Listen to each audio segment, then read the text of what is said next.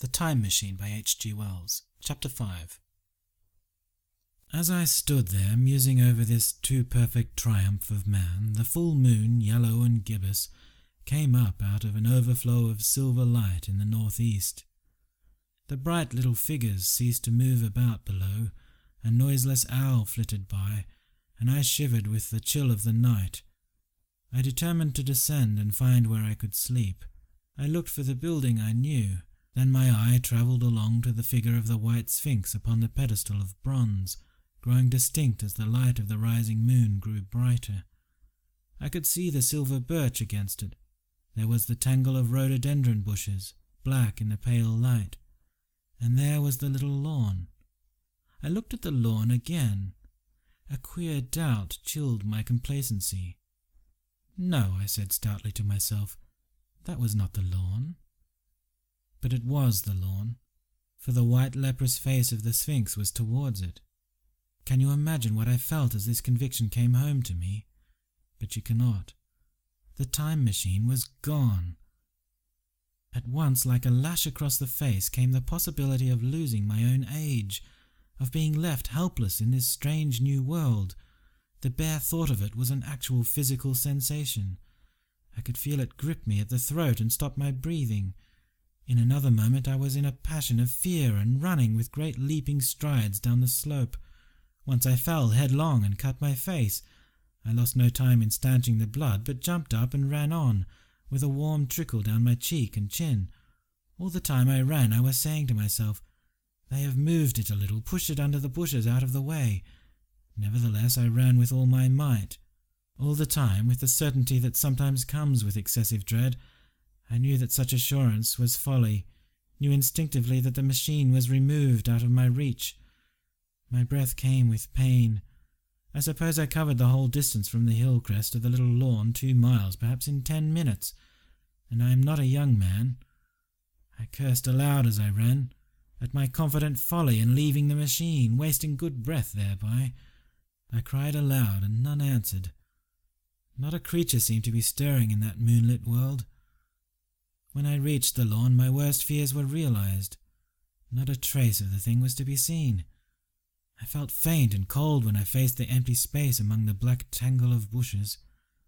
I ran round it furiously as if the thing might be hidden in a corner, and then stopped abruptly with my hands clutching my hair. Above me towered the Sphinx upon the bronze pedestal, white, shining, leprous, in the light of the rising moon. It seemed to smile in mockery of my dismay. I might have consoled myself by imagining the little people had put the mechanism in some shelter for me, had I not felt assured of their physical and intellectual inadequacy. That is what dismayed me, the sense of some hitherto unsuspected power through whose intervention my invention had vanished. Yet for one thing I felt assured. Unless some other age had produced its exact duplicate, the machine could not have moved in time. The attachment of the levers, I will show you the method later, prevented anyone from tampering with it in that way when they were removed. It had moved and was hid only in space. But then, where could it be? I think I must have had a kind of frenzy. I remember running violently in and out among the moonlit bushes all round the Sphinx and startling some white animal that in the dim light I took for a small deer. I remember too, late that night, beating the bushes with my clenched fist until my knuckles were gashed and bleeding from the broken twigs. Then, sobbing and raving in my anguish of mind, I went down to the great building of stone. The big hall was dark, silent and deserted.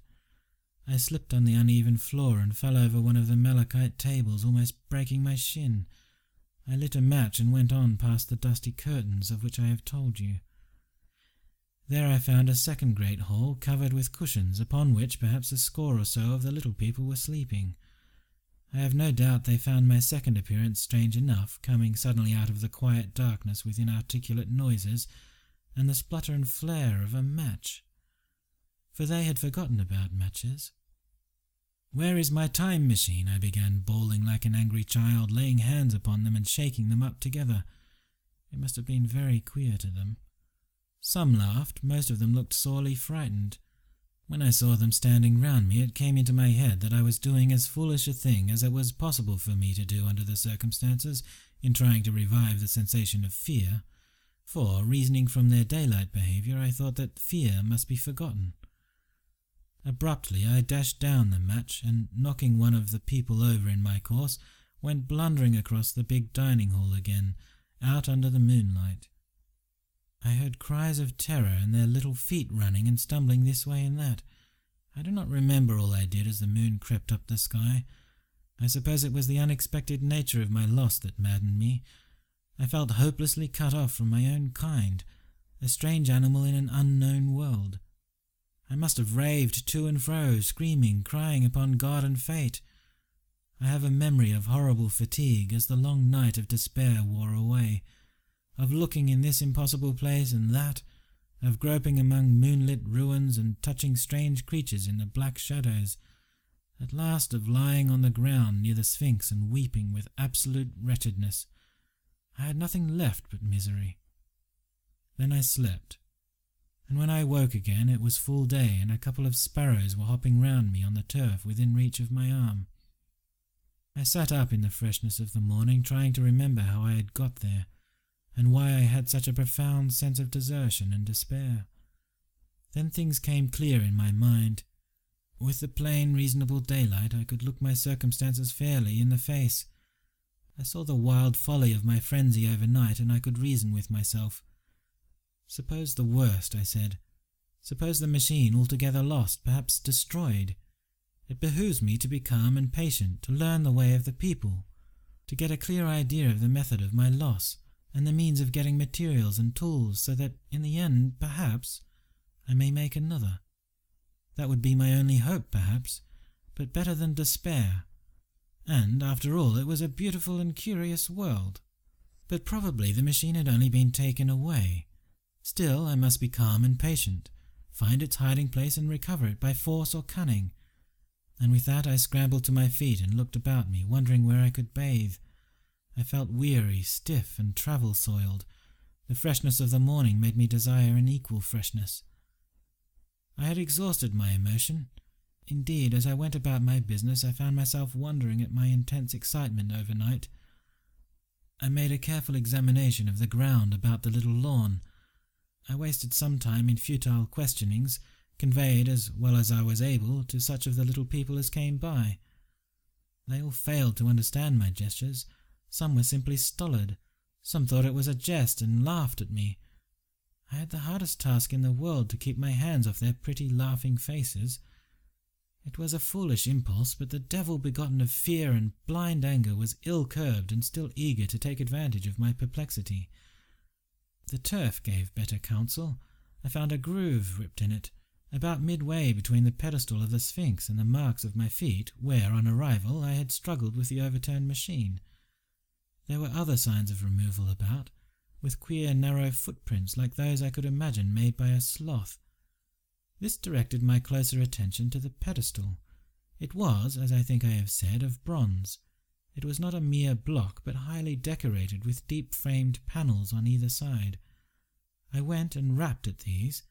The pedestal was hollow.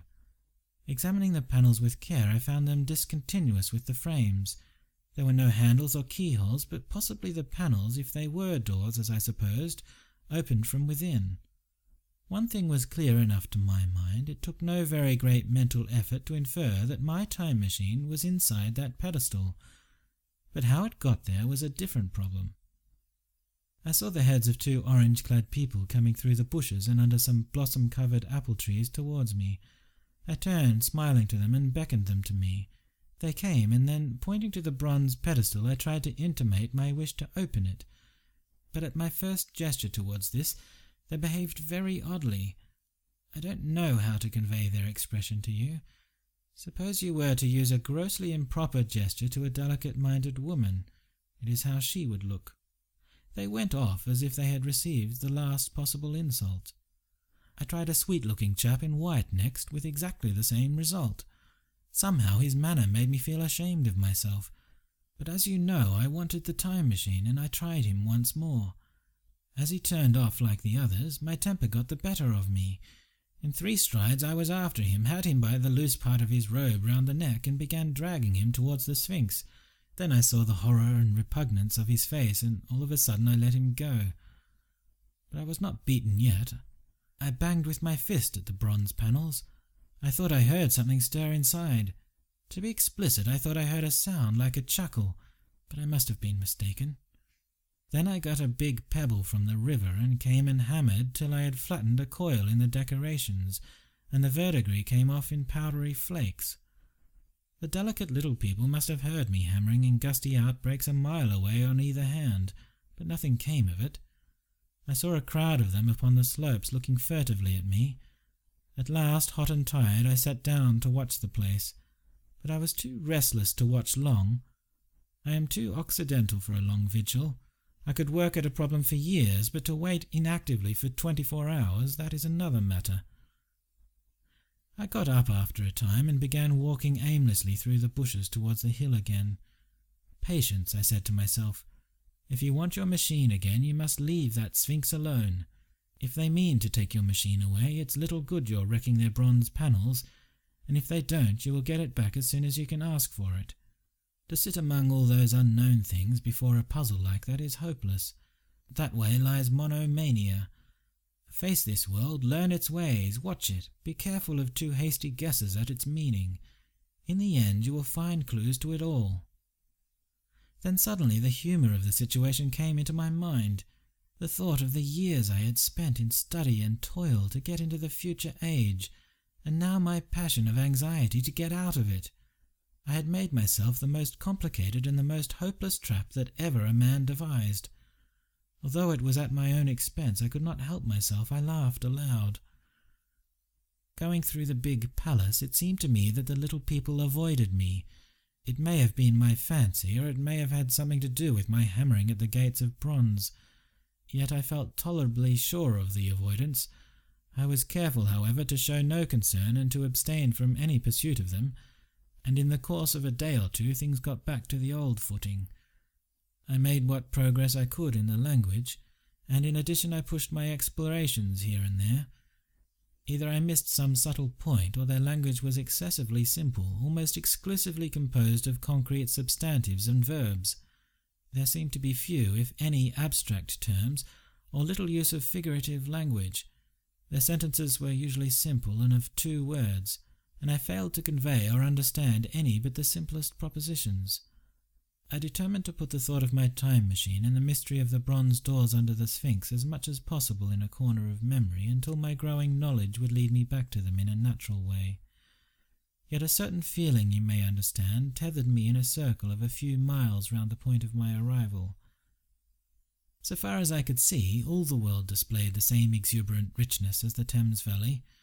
From every hill I climbed I saw the same abundance of splendid buildings, endlessly varied in material and style, the same clustering thickets of evergreens, the same blossom-laden trees and tree-ferns. Here and there water shone like silver, and beyond the land rose into blue undulating hills, and so faded into the serenity of the sky. A peculiar feature which presently attracted my attention was the presence of certain circular wells, several, as it seemed to me, of a very great depth. One lay by the path up the hill which I had followed during my first walk. Like the others, it was rimmed with bronze, curiously wrought, and protected by a little cupola from the rain.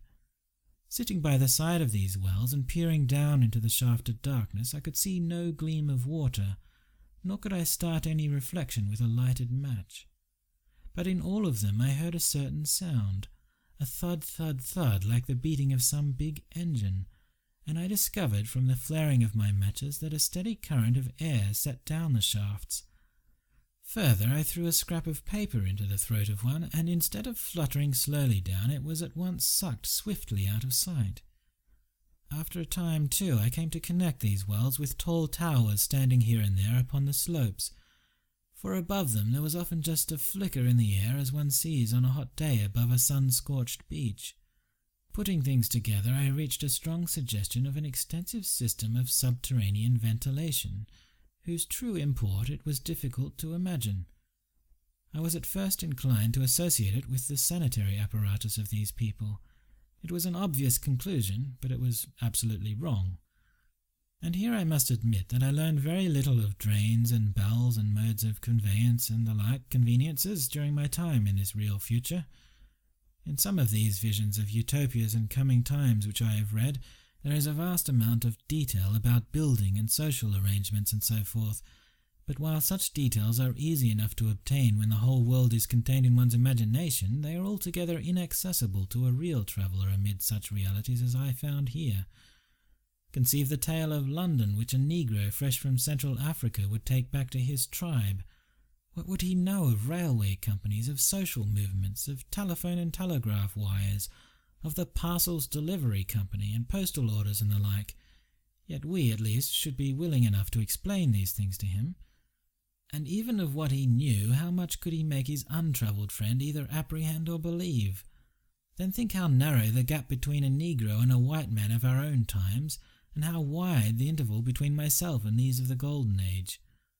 I was sensible of much which was unseen and which contributed to my comfort, but save for a general impression of automatic organization, I fear I can convey very little of the difference to your mind. In the matter of sepulture, for instance, I could see no signs of crematoria or anything suggestive of tombs, but it occurred to me that possibly there might be cemeteries or crematoria somewhere beyond the range of my explorings. This again was a question I deliberately put to myself, and my curiosity was at first entirely defeated upon the point.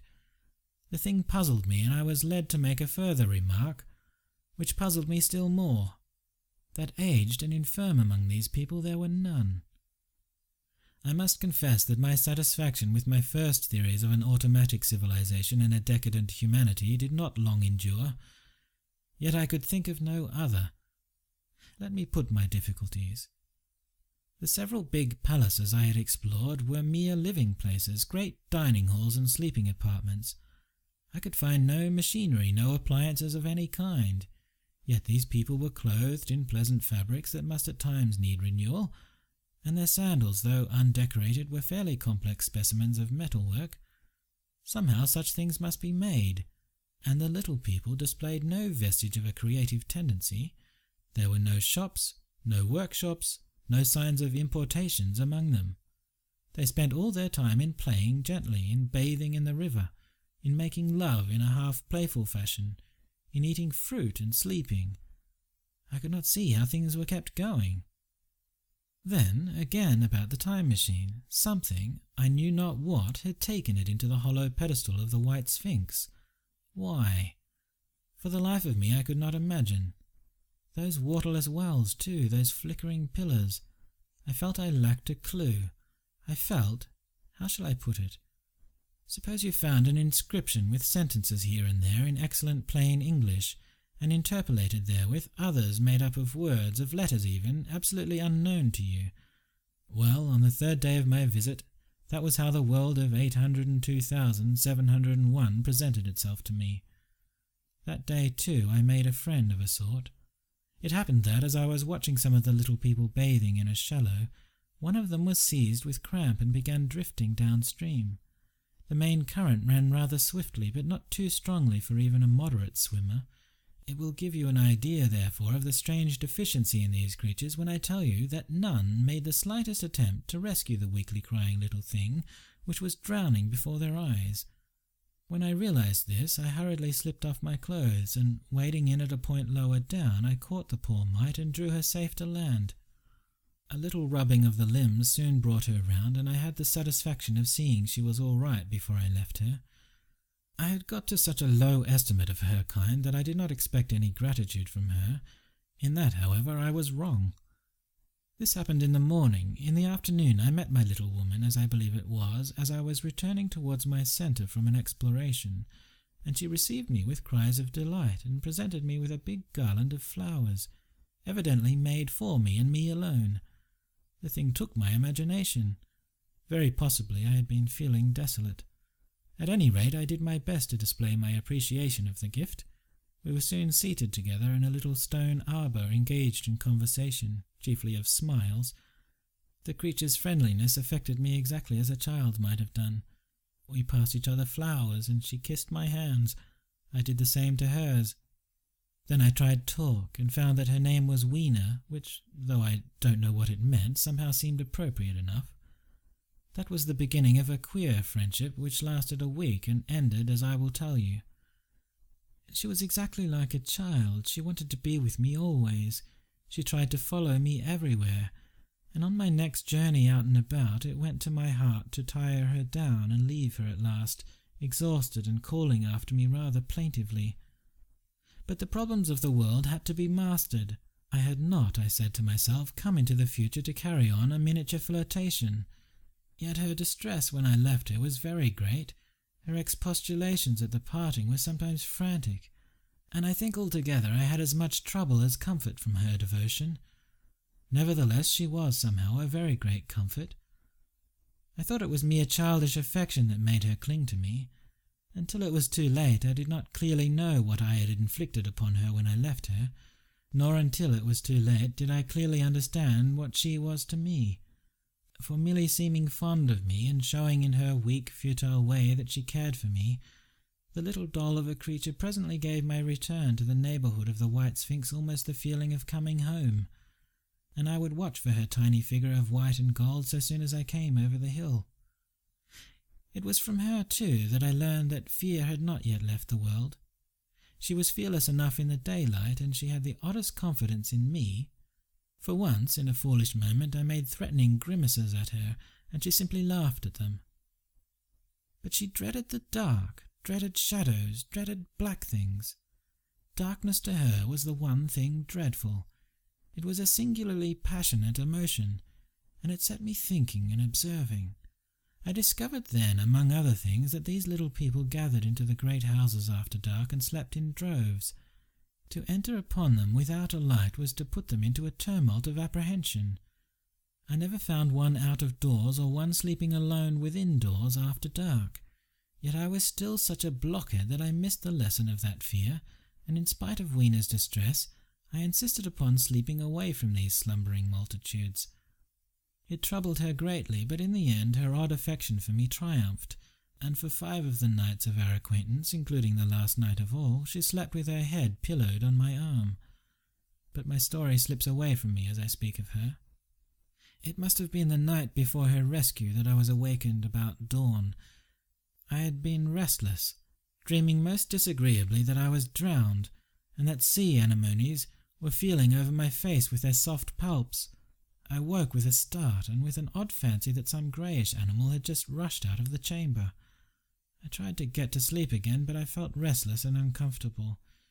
It was that dim grey hour when things are just creeping out of the darkness, when everything is colourless and clear-cut and yet unreal. I got up and went down into the great hall, and so out upon the flagstones in front of the palace. I thought I would make a virtue of necessity and see the sunrise. The moon was setting, and the dying moonlight and the first pallor of dawn were mingled in a ghastly half-light. The bushes were inky black, the ground a sombre grey, the sky colourless and cheerless. And up the hill I thought I could see ghosts. There, several times as I scanned the slope, I saw white figures. Twice I fancied I saw a solitary white ape-like creature running rather quickly up the hill, and once near the ruins I saw a leash of them carrying some dark body. They moved hastily. I did not see what became of them. It seemed that they vanished among the bushes. The dawn was still indistinct, you must understand. I was feeling that chill, uncertain, early morning feeling you may have known. I doubted my eyes. As the eastern sky grew brighter and the light of the day came on and its vivid colours returned upon the world once more, I scanned the view keenly, but I saw no vestige of my white figures. They were mere creatures of the half-light. They must have been ghosts, I said. I wonder whence they dated. For a queer notion of Grant Allen's came into my head and amused me. If each generation die and leave ghosts, he argued, the world at last will get overcrowded with them. On that theory they would have grown innumerable some 800,000 years hence, and it was no great wonder to see 4 at once. But the jest was unsatisfying, and I was thinking of these figures all the morning until Weena's rescue drove them out of my head. I associated them in some indefinite way with the white animal I had startled in my first passionate search for the time machine, but Weena was a pleasant substitute. Yet all the same they were soon destined to take far deadlier possession of my mind. I think I have said how much hotter than our own was the weather of this golden age. I cannot account for it. It may be that the sun was hotter or the earth nearer the sun.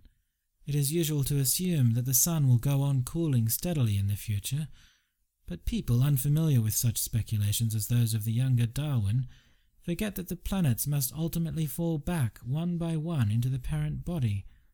As these catastrophes occur, the sun will blaze with renewed energy, and it may be that some inner planets had suffered this fate. Whatever the reason, the fact remains that the sun was very much hotter than we know it. Well, one very hot morning, my fourth, I think, as I was seeking shelter from the heat and glare of a colossal ruin near the great house where I slept and fed, there happened this strange thing. Clambering among these heaps of masonry, I found a narrow gallery, whose end and side windows were blocked by fallen masses of stone. By contrast with the brilliancy outside, it seemed at first impenetrably dark to me. I entered it groping, for the change from light to blackness made spots of colour swim before me.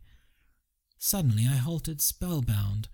A pair of eyes, luminous by reflection against the daylight without, was watching me out of the darkness. The old instinctive dread of wild beasts came upon me. I clenched my hands and steadfastly looked into the glaring eyeballs. I was afraid to turn. Then the thought of the absolute security in which humanity appeared to be living came to my mind, and then I remembered that strange terror of the dark. Overcoming my fear to some extent, I advanced a step and spoke. I will admit that my voice was harsh and ill-controlled. I put out my hand and touched something soft. At once the eyes darted sideways and something white ran past me. I turned with my heart in my mouth and saw a queer little ape-like figure, its head held down in a peculiar manner, running across the sunlit space behind me. It blundered against a block of granite, staggered aside, and in a moment was hidden in a black shadow beneath another pile of ruined masonry. My impression of it is, of course, imperfect, but I know it was a dull white and had strange large greyish-red eyes, also that there was flaxen hair on its head and down its back. But as I say, it went too fast for me to see distinctly. I cannot even say whether it ran on all fours or only with its forearms held very low. After an instant's pause, I followed it into the second heap of ruins. I could not find it at first, but after a time in the profound obscurity, I came upon one of those round, well-like openings of which I have told you, half closed by a fallen pillar. A sudden thought came to me. Could this thing have vanished down the shaft? I lit a match and, looking down, I saw a small white moving creature, with large bright eyes which regarded me steadfastly as it retreated. It made me shudder. It was so like a human spider. It was clambering down the wall, and now I saw for the first time a number of metal foot and hand rests forming a kind of ladder down the shaft. Then the light burned my fingers and fell out of my hand, going out as it dropped. And when I had lit another, the little monster had disappeared. I do not know how long I sat peering down that well. It was not for some time that I could succeed in persuading myself that the little thing I had seen was human. But gradually the truth dawned on me, that man had not remained one species, but had differentiated into two distinct animals, that my graceful children of the upper world were not the sole descendants of our generation, but that this bleached, obscene, nocturnal thing, which had flashed before me, was also heir to all the ages. I thought of the flickering pillars and of my theory of an underground ventilation. I began to suspect their true import. And what, I wondered, was this lemur doing in my scheme of a perfectly balanced organization? How was it related to the indolent serenity of the beautiful upper-worlders? And what was hidden down there at the foot of that shaft? I sat upon the edge of the well, telling myself that at any rate there was nothing to fear, and that there I must descend for the solution of my difficulties. and withal I was absolutely afraid to go. As I hesitated, 2 of the upper world people came running in their amorous sport across the daylight in the shadows. The male pursued the female, flinging flowers at her as he ran. They seemed distressed to find me, my arms against the overturned pillar, peering down the well. Apparently it was considered bad form to remark these apertures, for when I pointed to this one and tried to frame a question about it in their tongue, they were still more visibly distressed and turned away. But they were interested in my matches, and I struck some to amuse them. I tried them again about the well, and again I failed. So presently I left them, meaning to go back to Weena and see what I could get from her. But my mind was already in revolution. My guesses and impressions were slipping and sliding to a new adjustment. I had now a clue to the import of these wells, to the ventilating towers, to the mystery of the ghosts, to say nothing of a hint at the meaning of the bronze gates and the fate of the time machine. And very vaguely there came a suggestion towards the solution of the economic problem that had puzzled me. Here was the new view. Plainly, this second species of man was subterranean. There were 3 circumstances in particular which made me think that its rare emergence above ground was the outcome of a long-continued underground habit. In the first place, there was the bleached look common in most animals that live largely in the dark, the white fish of the Kentucky caves, for instance. Then those large eyes with that capacity for reflecting light are common features of nocturnal things, witness the owl and the cat. And last of all, that evident confusion in the sunshine, that hasty yet fumbling, awkward flight towards dark shadow, and that peculiar carriage of the head while in the light, all reinforced the theory of an extreme sensitiveness of the retina. Beneath my feet, then, the earth must be tunnelled enormously, and these tunnellings were the habitat of the new race.